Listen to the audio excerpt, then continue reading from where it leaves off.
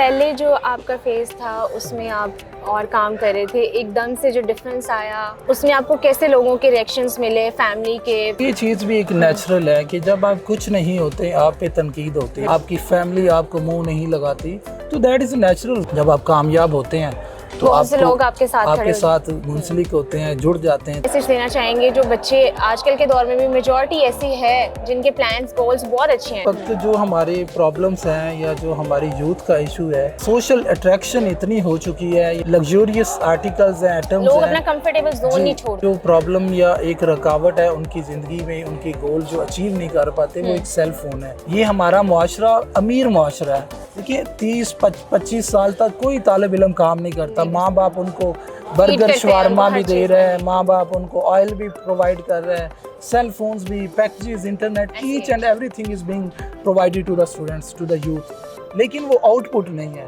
जब आप खुशहाल होते हैं या जब आपको बेसिक अमेनिटीज़ बहुत ज़्यादा मिल रही होती हैं, आप अपने कंफर्टेबल जोन में ही रहते हो। हाँ जी, हम डिससेटिस्फाइड हैं।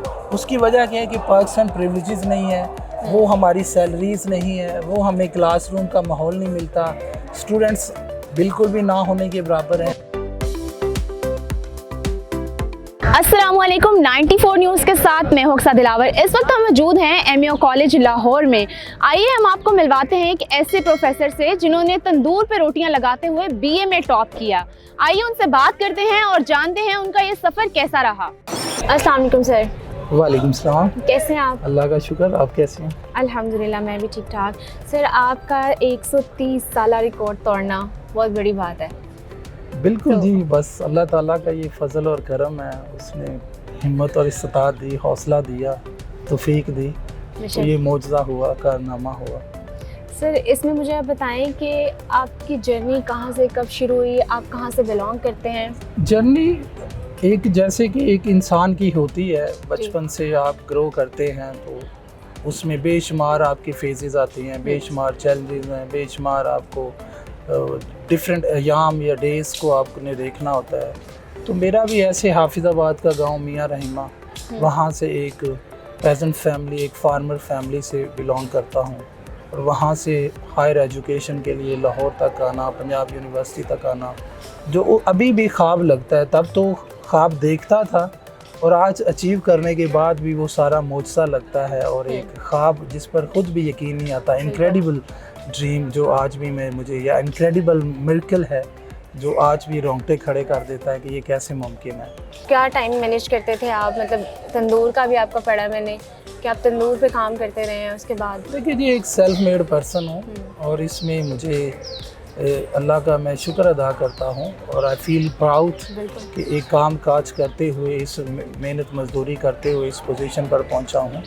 और अपनी मेहनत है आपकी? बिल्कुल अल्लाह का करम होता है, फजल होता है कि उसने मेहनत करने का हौसला दिया, मेहनत करने की तौफीक दी, हिम्मत दी, और तब यहाँ पर पहुँचा हूँ। अदरवाइज़ तो आपने देखा है कि माँ बाप के पास सारा कुछ होता है, रिसोर्सेज होते हैं। हाँ जी, ऐसे ही होता है कि बच्चों पे माँ बाप इन्वेस्ट कर रहे होते हैं, बच्चे सिर्फ पढ़ रहे होते हैं, सक कर देते हैं, कंज्यूम करते हैं, रिसोर्सेज को वेस्ट करते हैं।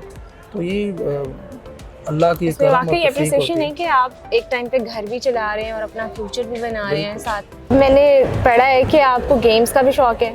जी बिल्कुल, कॉलेज लेवल पे चूँकि तब हम यंग होते हैं और ब्लड जो है वो वेन्स में सर्कुलेशन उसकी ज़्यादा होती है, तो I have been a great player of basketball and handball, और पंजाब में काफ़ी कॉम्पिटिशन्स विन किए हैं, ऑलमोस्ट 27-28 पहले कॉलेज लेवल पे, फिर डिस्ट्रिक्ट लेवल पे, फिर प्रोविंशियल लेवल पे। अल्हम्दुलिल्लाह बास्केटबॉल का चैम्पियन हूँ, और मेरी इससे पहले पहचान बास्केटबॉल की वजह से ही थी। मुझे मेरे कॉलेज वाले दोस्त अहबाब उस वक्त सारे बास्केटबॉल के नाम से पहचानते। यस। अच्छा सर, पहले जो आपका फेज़ था उसमें आप और काम कर रहे थे, एकदम से जो डिफरेंस आया उसमें आपको कैसे लोगों के रिएक्शंस मिले, फैमिली के, पूरे रिलेटिव्स के? और अच्छा, ये चीज़ भी एक नेचुरल है कि जब आप कुछ नहीं होते आप पे तनकीद होती है, और तनकीद भी मेरा बिलीव है कि आपके भले के लिए होती है कि आप कुछ कर जाएं, कुछ बन जाए। लेकिन हमारा चूँकि वो स्टेमिना नहीं होता, एनर्जी नहीं होती कि हम ऑब्जर्व कर सकें उस क्रिटिसिज्म को। फैमिली करती है, फ्रेंड्स करते हैं, और सोसाइटी जहाँ से भी क्रिटिसिज्म हो रहा है, तो मैं समझता हूँ इसको पीना चाहिए। ये एक हेल्दी है, एक हेल्दी ड्रिंक है, और एक हेल्दी मशरूब है। इसको माइंड नहीं करना चाहिए हमें। बिल्कुल, और Positive. हमें ये अपनी नेशंस को, अपनी यूथ को ये ट्रेन भी करना चाहिए। हाँ, उसमें आपके बहुत सारे मसाइल होते हैं, जैसे कि दोस्त अब आप छोड़ जाते हैं जब आप कुछ नहीं होते, बिल्कुल। आपकी फैमिली आपको मुंह नहीं लगाती, तो दैट इज़ नेचुरल। मेरा भी वो एक कॉमन Phase और आया एक था। बिल्कुल नेचुरल इशू है, और मुझे इस पर कोई ज़्यादा कभी मैंने लेमेंट नहीं किया, रिग्रेट नहीं किया, या मुझे कभी अफसोस नहीं हुआ कि I believe that it is a natural. और ये मेरे के लिए कोई इनक्रेडिबल या कोई एक स्ट्रेंज और बिजार जो फेज़ या एक्टिविटी नहीं है। इट्स ओके, ह्यूमन बीइंग है, ह्यूमन साइकी है, और उसने यही करना है। और जब पोजीशन आती है तो ये भी बड़ी कहावत कही है, ये कहा जाता है कि success has many fathers but failure is an orphan. तो ये नेचुरल है। अभी देखिए, अभी एग्जांपल आपके सामने है, जब आप कामयाब होते हैं तो बहुत से लोग आपके साथ खड़े आपके हो साथ मुंसलिक होते हैं, जुड़ जाते हैं, ताल्लुक़ इस्तवार करते हैं, राब्ता रखते हैं, और वो प्राउडली गली मोहल्ले में भी बता रहे होते हैं कि ये मेरा हमारा दोस्त मोहल्लेदार है, ये मेरा मेरा दोस्त है। क्लास फेलो है। हर किसी का होता है कि हम Yes. अपनी रिश्तेदारी निकाल लें। बिल्कुल बिल्कुल, वो अच्छी, लेकिन ये हेल्दी एक्टिविटी भी है, और मैं समझता हूँ कि ये होनी चाहिए, क्योंकि आप कुछ बनते हैं माशरे के लिए, पॉजिटिविटी या एक ऑप्टिमिज़म माशरे में लाते हैं, तो फिर ही आपकी मिसाल दी जाती है ना, वरना तो उनके लिए बुरी मिसालें तो ढेर सारी हैं जो ऑलरेडी ऐसी आपको है। सुना रहे होते हैं। अच्छा सर, जब आप प्राइम हाउस गए हैं उसके बारे में हमें बताएं। जो प्राइम मिनिस्टर हाउस में तो मेरा पहले भी चक्कर लगा था 2012 में, तब राजा परवेज़ अशरफ साहब थे पीपी के, और उन्होंने मुझे अप्रिशिएट किया और इनाम भी दिया, रिवार्ड भी दिया, और स्कॉलरशिप का भी मैंने, तो उन्होंने वो कितना एक अलग टाइम, फेज़ है, वो अब मैं नहीं डिस्कस करना चाहूँगा, क्योंकि वो कुछ प्रॉमिसेस ऐसे थे जो उस वक्त अल्लाह ने के करम से पूरे हुए, लेकिन हायर एजुकेशन या तालीम को हासिल करना वो ज़रा फिर प्रॉब्लमेटिक रहा है बाद में भी। तो आज फिर अल्लाह का शुक्र है कि अब एमए कॉलेज में जॉब कर रहा हूँ, लेक्चरर के तौर पर फ़राइज़ अंजाम दे सर रहा हूँ। यहाँ पे कितना टाइम आपको हो मुझे गया है? यहाँ पे तो 2 साल हो गए हैं। इससे पहले मैं समुंदरी में था, फिर शरकपुर में, और फिर अभी 2 सर साल आप यहाँ कौन पे। से सब्जेक्ट पढ़ाते हैं? जी, किन पे आई आप टीच ज़्यादा- इंग्लिश लिटरेचर में पढ़ा रहा हूँ। पार्ट 1 को, पार्ट 2 को BS इंग्लिश लिटरेचर में डिफरेंट जो सब्जेक्ट्स हैं वो पढ़ा रहा हूँ। For example romantic poetry, modern drama, जो भी हमारे लिटरेचर से रेलिवेंट है, वो जो साइन किया जाता है वो पढ़ाता हूँ।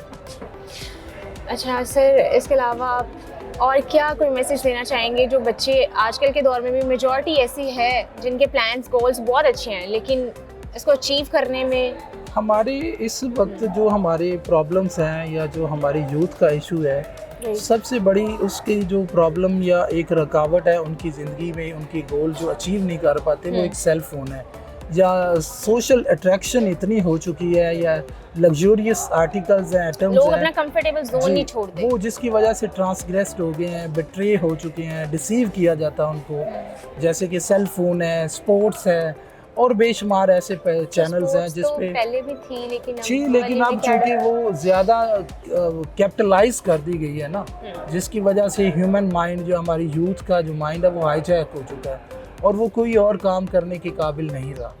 और इसमें फिर एजुकेशन है, एजुकेशन में पढ़ना सबसे मुश्किल काम है। मेरा आज भी ये ईमान है, यकीन है कि ये सबसे मुश्किल काम है, और ये कोई आम बंदे के बस की बात नहीं। इबादत समझ के भी तो इबादत, लेकिन अब हर देखिए, बच्चे वो अब इबादत कहाँ पे? आप क्लासरूम में सेल फोन यूज़ कर रहे हैं, क्लासरूम में उस्ताद की बात नहीं सुन रहे, फिर ये अंडर प्रिविलेज्ड है। आपने देखा है कि लाइट्स के इशू हैं, क्लासरूम्स वेल इक्विप्ड नहीं हैं, फिर टीचर्स जो है ना वो डिससेटिस्फाइड हैं विद दिस प्रोफेशन। लेकिन एक चीज़ ये भी है कि सर पहले जो टीचर्स का एहतराम होता था बच्चे के दिल में, अब वो चीज़ें, अब उनको होता है कि वही तो मैं कह रहा हूँ कि they are dissatisfied. No, as a teacher हम डिससेटिस्फाइड हैं। उसकी वजह क्या है कि पर्क्स एंड प्रिविलेजेस नहीं है, वो हमारी सैलरीज नहीं है, वो हमें क्लासरूम का माहौल नहीं मिलता, स्टूडेंट्स बिल्कुल भी ना होने के बराबर वो भी हैं। अटेंडेंस फिर पूरी गवर्नमेंट का उस तरह जो प्रायोरिटी होनी चाहिए, या जो एलोकेशन रिसोर्सेज करने चाहिए, या जो एनर्जीज या पोटेंशियल को अनलीश करना चाहिए इन दिस डिपार्टमेंट, वो भी नहीं है। तो ये वो चैलेंजेस। और तीसरी बात, हमारे यहाँ जो एजुकेटेड तबका है वो अंडर प्रिविलेज्ड है, और जिसकी वजह से जो एक आम आदमी की उम्मीद थी, यकीन था, होप था, वो छीन ली गई है। पहले ये होता था आम आदमी को education is the best tool that can change my destiny, that can change my position और प्लेस इन द सोसाइटी, लेकिन अनफॉर्चुनेटली अब वो उनसे वो चीज़ छीन लिया गया है। अच्छा सर, आप हमारी ऑडियंस के लिए कोई मैसेज देना चाहें? मैसेज मैं यही कहूँगा वालिदैन को कि वो अपनी कैपिटलिज्म के पीछे ना भागें, बल्कि जो कैपिटल वैल्यूज़ हैं जैसे कि थैंकफुलनेस है, ओबीडियंस है, और ये इज़्ज़त, एहतराम और सिविलिटी, कर्टसी, अपने बच्चों में, हमारी यूथ में हमें ये इनकलकेट करनी चाहिए कि ये कौम प्रिविलेज्ड है, ये हमारा मुआशरा अमीर मुआशरा है। देखिए 30-25 साल तक कोई तालिब इल्म काम नहीं करता, माँ बाप उनको बर्गर शवारमा भी दे रहे हैं, माँ बाप उनको ऑयल भी प्रोवाइड कर रहे हैं, सेल फोन्स भी, packages, internet, each and everything is being provided to the students, to the youth, लेकिन वो आउटपुट नहीं है। और मैंने ये भी एक पढ़ा है कि जब आप खुशहाल होते हैं या जब आपको बेसिक अमेनिटीज़ बहुत ज़्यादा मिल रही होती हैं, आप अपने कंफर्टेबल जोन में ही रहते हो, बाहर निकल, फिर आपसे अल्लाह ताला की तरफ से या जो भी आप अप्रिसिएशन जो है ना वो छीन ली जाती है।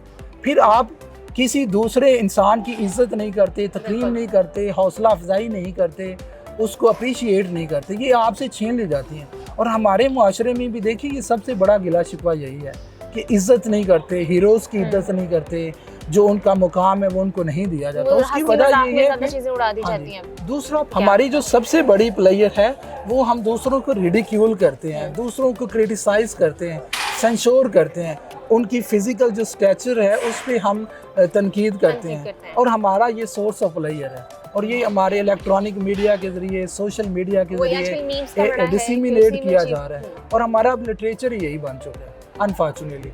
तो हमें इसकी भी डिकंस्ट्रक्शन करनी होगी, हमें इससे निकल कर देखना होगा कि इसके अलावा भी सोर्सेज ऑफ प्लेयर्स हैं, बुक रीडिंग है, स्पोर्ट्स है, एथलेटिक्स हैं, और दोस्तों के साथ मिलना, ट्रैवलिंग करना जो कि एक बहुत बड़ा सोर्स ऑफ लर्निंग है, सोर्स ऑफ नॉलेज है। जी, हम मोबाइल की हद तक बंद कमरे में सेक्लूडेड हैं, आइसोलेटेड हैं, अबेंडेंड हैं, और फिर वो साइकोलॉजिकल सिक है। देखिए 5 करोड़ से ज़्यादा तो हमारी यूथ डिप्रेशन, एंजाइटी और रेस्टलेसनेस का पहले ऐसी बीमारियां नहीं थी, जी क्योंकि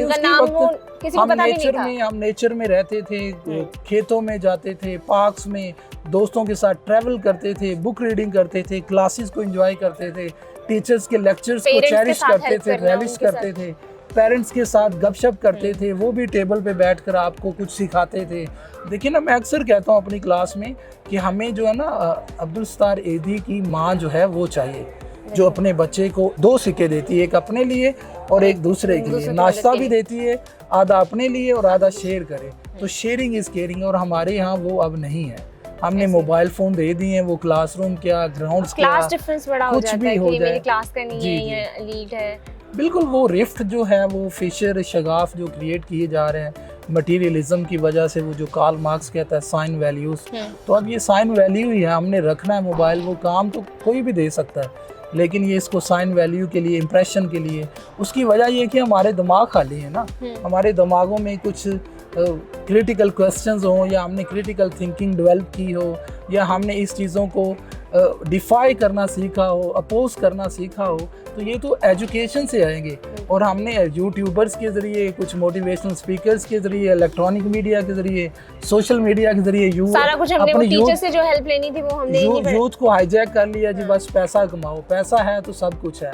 मुझे बताएं कि आप पैसे के ज़रिए सब कुछ मिल जाता है, वो जो वैल्यूज़ हैं, आपका सीखने का प्रोसेस रुक जाता है। बिल्कुल, आपने कुछ चीज़ों को ऑब्जर्व करना होता है, आपने नॉलेज को क्रिटिकली आपको जो देखना सिखाता है, जो लेंस प्रोवाइड करता है, डिफरेंट लेंस प्रोवाइड करता है, क्रिटिसिज्म को किस तरह ऑब्जर्व करना है, चैलेंजेस को किस तरह टैकल करना है, ये बेशुमार जो चीज़ें हैं वो जो नॉलेज के ज़रिए, एजुकेशन के ज़रिए आते हैं, उससे हम महरूम करते जा रहे हैं इस मुआशरे को डेलिबरेटली। बहुत शुक्रिया, आपने हमें अपना कीमती टाइम दिया।